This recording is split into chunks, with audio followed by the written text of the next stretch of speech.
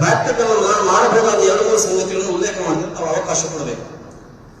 ಒಂದನೇದಾಗಿ ಒಂದು ಒಳ್ಳೆಯ ಪೊಲೀಸ್ ಅಧಿಕಾರಿಗಳಿದ್ದು ನಮ್ಮ SP ಮತ್ತು ಕಮಿಷನರ್ ಇವರನ್ನ ಯೋಜನೆ ಮಾಡಿದ್ದಕ್ಕೆ ಈ ಜಿಲ್ಲೆಯ ಪರವಾಗಿ ನಮಗೆ ಕೃತಜ್ಞತೆ. ಸೋಷಿಯಲ್ ಮೀಡಿಯಾ ಗಮನಿಸ್ತಾ ಇದ್ದು ನಾನು ಯಾವಾಗ ಅವರ ಚಾರ್ಜ್ ತಗೊಂಡು ಸೋಷಿಯಲ್ ಮೀಡಿಯಾದ ಮೂಲಕವಾಗಿ 420 ಪೋಸ್ಟ್ ಬಂದಾಗಿ ಹಾಗೆ ಅವರಿಗೆ ತುಂಬಾ ಕೃತಜ್ಞತೆ ಜಿಲ್ಲೆಯ ಪರವಾಗಿ.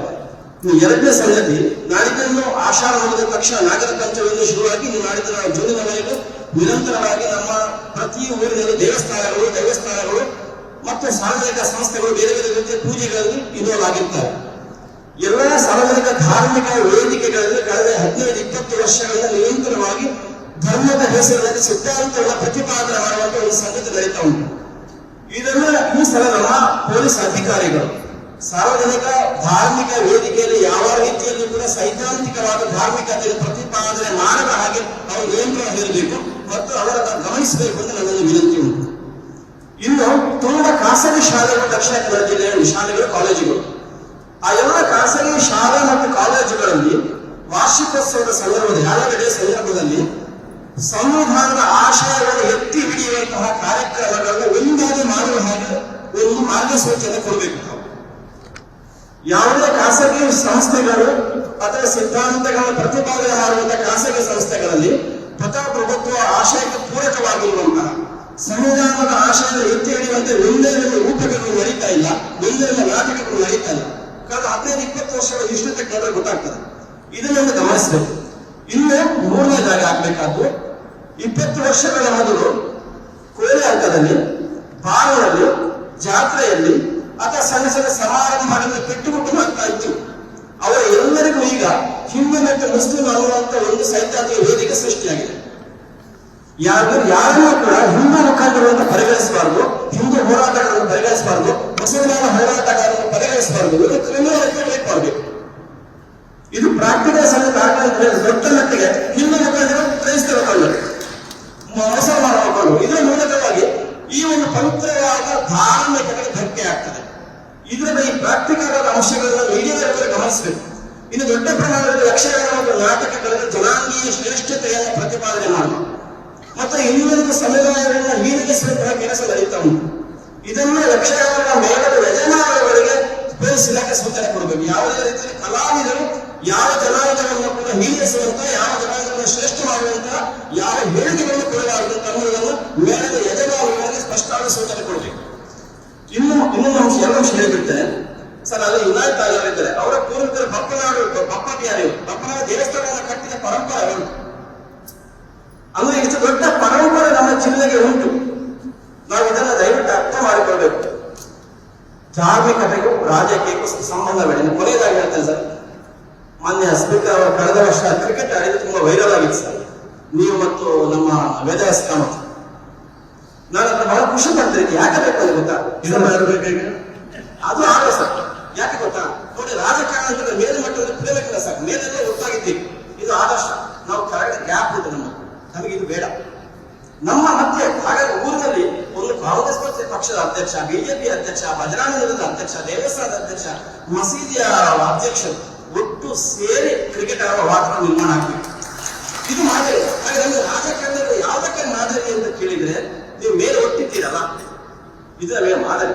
ನಾವು ಕೆಳಗಡೆ ಗ್ಯಾಪ್ ಬೇಡ, ನಾವು ಕೆಳಗಡೆ ಗ್ಯಾಪ್ ಬೇಡ, ಕೆಳಗಡೆ ಆಗ್ಬೇಕಾದ ಒಂದು ಕೇಳಿದ್ರೆ ಪ್ರಾಕ್ಟಿಕಲ್ ಆಶಯ ಸರ್. ಧನ್ಯವಾದ.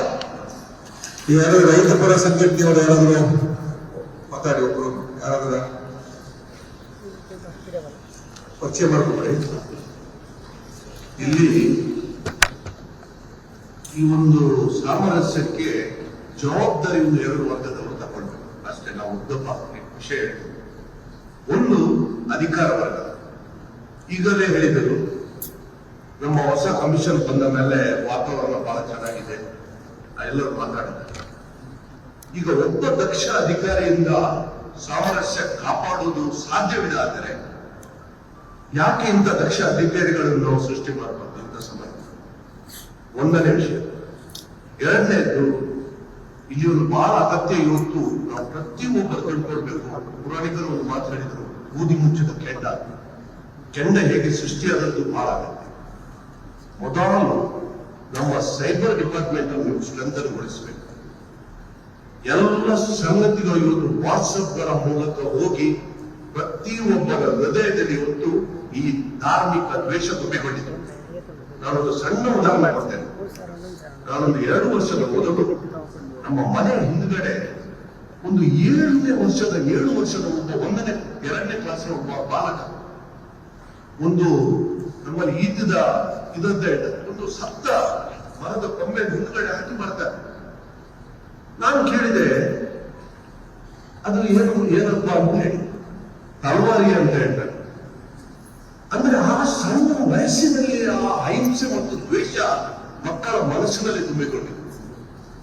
ಬಹಳ ಜಾಗ್ರತೆಯಾಗಿ ಅಧಿಕಾರಿಗಳು ಸೈಬರ್ ಡಿಪಾರ್ಟ್ಮೆಂಟ್ ಅನ್ನು ಮೊದಲು ಸ್ಟ್ರೆಂಥನ್ಗೊಳಿಸಿ, ಅಧಿಕಾರಿಗಳಿಗೆ ನೀವು ಸ್ವಾತಂತ್ರ್ಯ ಕೊಟ್ಟು ಬಿಡಿ, ನಮಗೆ ನಮ್ಮ ಕಮಿಷನ್ ವಿಷಯದಲ್ಲಿ ಬಹಳ ಗೌರವವಿದೆ, ಬಹಳ ಸ್ಟ್ರಿಕ್ಟ್ ಅಧಿಕಾರಿಗಳು ಅಂತ ಹೇಳಿ ಎಲ್ಲರೂ ಹೇಳ್ತಾರೆ.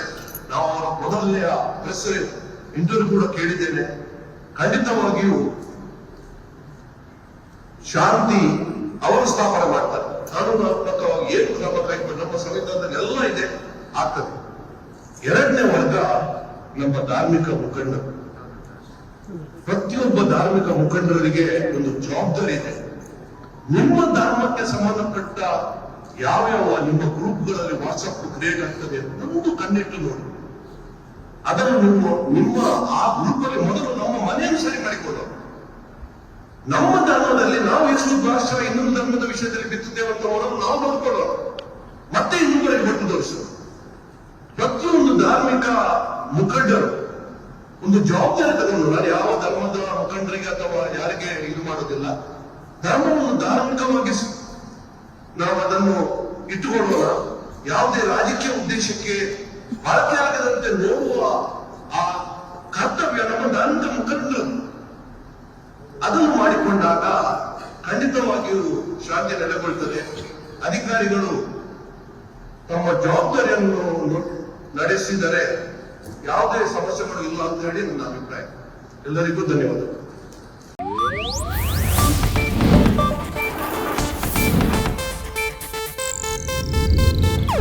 ಇದು ಏಷ್ಯಾನೆಟ್ ನ್ಯೂಸ್ ನೆಟ್ವರ್ಕ್ ಪ್ರಸ್ತುತಿ.